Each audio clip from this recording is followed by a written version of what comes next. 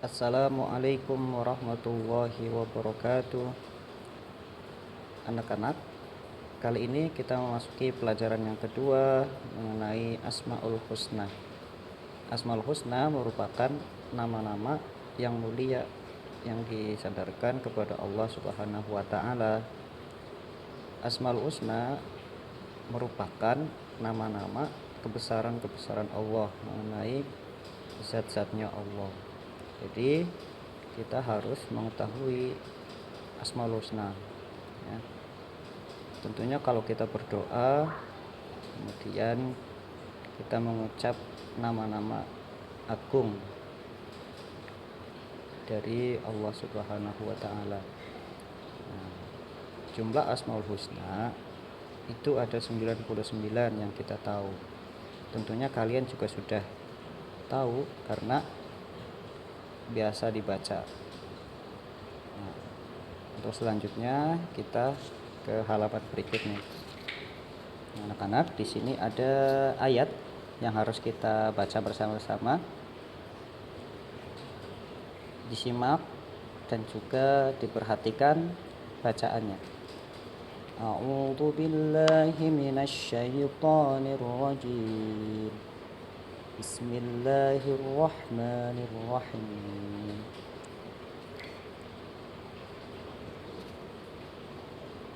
فإذا جاءت الصاخة يوم يفر المرء من أخيه وأمه وأبيه وصاحبته وبنيه لكل امرئ منهم يومئذ شأن يغنيه وجوه يومئذ مسفرة ضاحكة مستبشرة ووجوه يومئذ عليها غبرة ترهقها قترة Ulaika humul kafaratul fajarah. Dibaca selama 5-10 menit, kemudian diperhatikan tajwid dan makharijul hurufnya ya dalam membaca. Baik, kali ini kita ke halaman berikutnya. Nah, anak-anak coba perhatikan, di sini ada beberapa gambar. Nah, di situ ada ilustrasi atau gambar yang menceritakan mengenai peristiwa-peristiwa yang biasa terjadi. Ada kematian, kemudian di situ ada gambar gempa bumi, gunung meletus, kemudian ada meteor, kemudian ada tata surya. Nah, ini semua ya, gambar ini semua merupakan tanda-tanda dari kebesaran Allah. Nah, tanda-tanda kebesaran Allah itu ya, dapat kita lihat atau dapat kita ketahui dalam Asmaul Husna ya, dalam Asmaul Husna. Dalam Asmaul Husna. Kemudian di sini ada lembar ya, lembar kuis. Nah, coba kalian perhatikan di sini ada beberapa kolom kosong yang harus kalian isi dengan nama-nama atau Asmaul Husna yang kalian ketahui beserta dengan artinya ya. Baik, sekarang Abi jelaskan Asmaul Husna yang pertama. Nah, coba lihat di situ ada As-Somad. Makna As-Somad. As-Somad adalah yang menjadi tumpuan. Artinya Allah Subhanahu wa taala itu zat yang dibutuhkan oleh semua makhluk. Jadi semua makhluk itu bergantung kepada Allah. Jadi semua makhluk menginginkan atau membutuhkan Allah sebagai penciptanya ya. Bisa kalian lihat Di dalam surah Al-Ikhlas ayat 2 Allah berfirman Allahus Somad. Nah, di situ ya. Jadi artinya Allah tempat meminta segala sesuatu.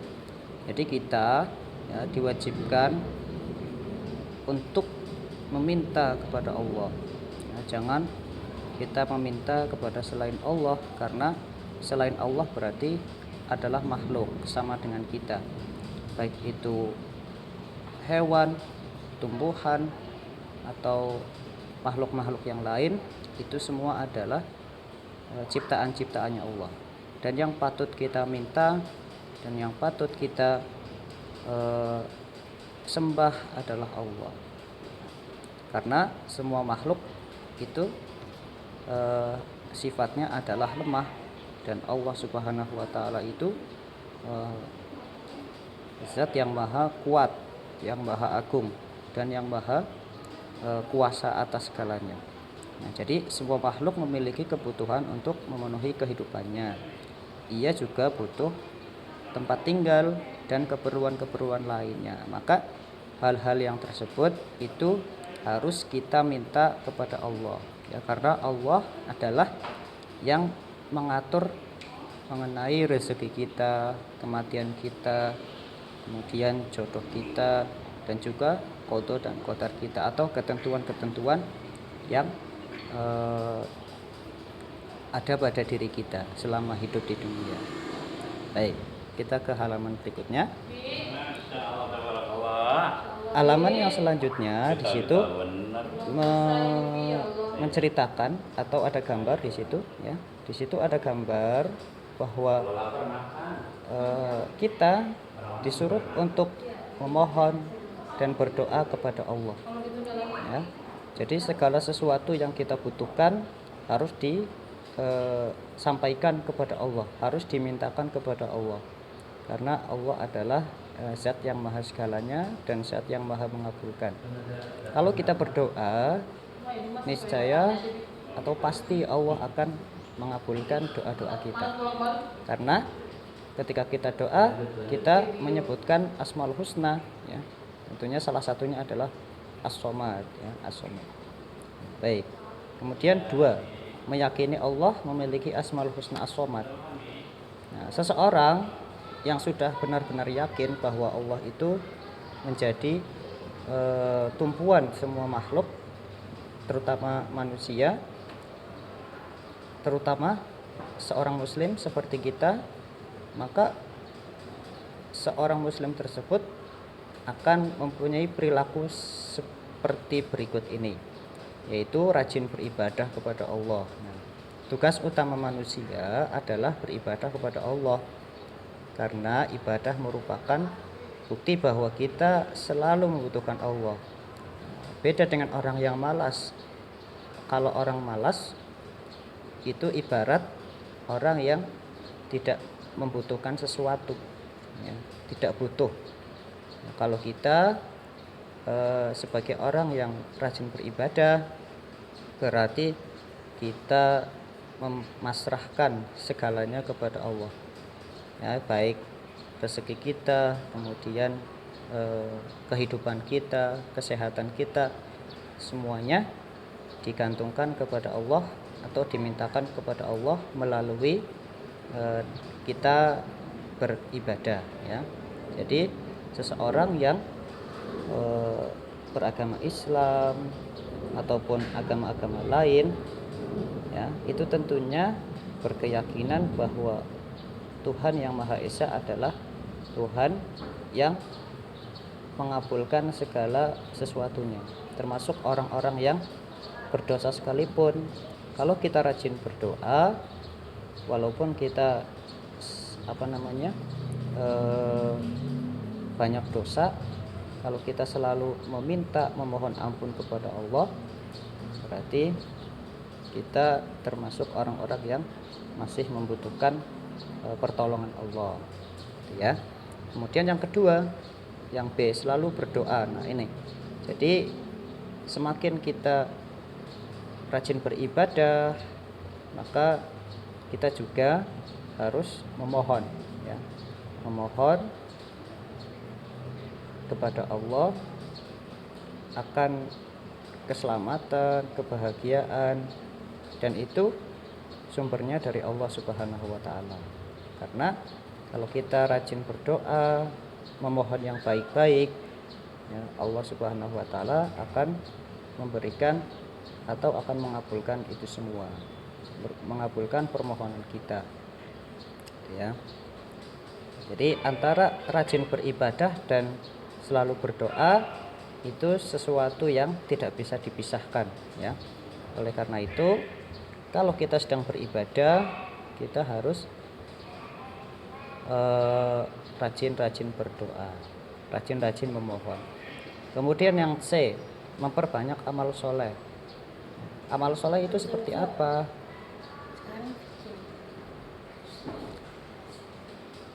Ya, memperbanyak amal soleh, ya. Allah menyukai hambanya yang suka berbuat kebaikan. Nah, kebaikan itu seperti apa contohnya? Nah, itu tadi ya, rajin beribadah juga termasuk salah satunya memperbanyak amal soleh dengan cara kita beribadah. Nah, itu adalah kalau kita beribadah itu hubungannya dengan Allah, tetapi ada yang amal soleh itu hubungannya dengan manusia, yaitu kita saling memberi, ya, saling menyayangi sesama makhluk, ya, menyayangi sesama makhluk, dan kita juga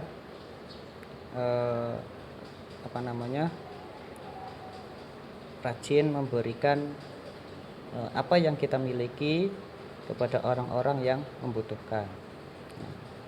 Jadi itu salah satu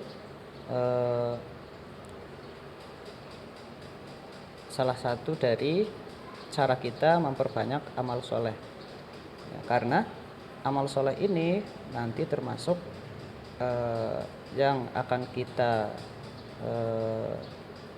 andalkan ketika kita sudah berada di akhirat, ya. Jadi Allah menyukai hambanya yang suka berbuat kebaikan. Setiap perbuatan baik Allah akan memberikan pahala yang berlipat. Nah, akan seperti itu, ya. Jadi Allah lebih menyukai orang-orang yang selalu berbuat baik. Kemudian masih banyak lagi contoh-contoh perilaku lain yang merupakan bukti keimanan bahwa Allah memiliki sifat Asmaul Husna As-Somad. Baik, kita ke lembar berikutnya. Nah, setelah kita mempelajari atau memahami makna Asmaul Husna As-Somad, kita ke Asmaul Husna Al-Muqtadir. Nah, Al-Muqtadir itu apa? Al-Muqtadir adalah Asmaul Husna yang artinya Allah Maha Berkuasa.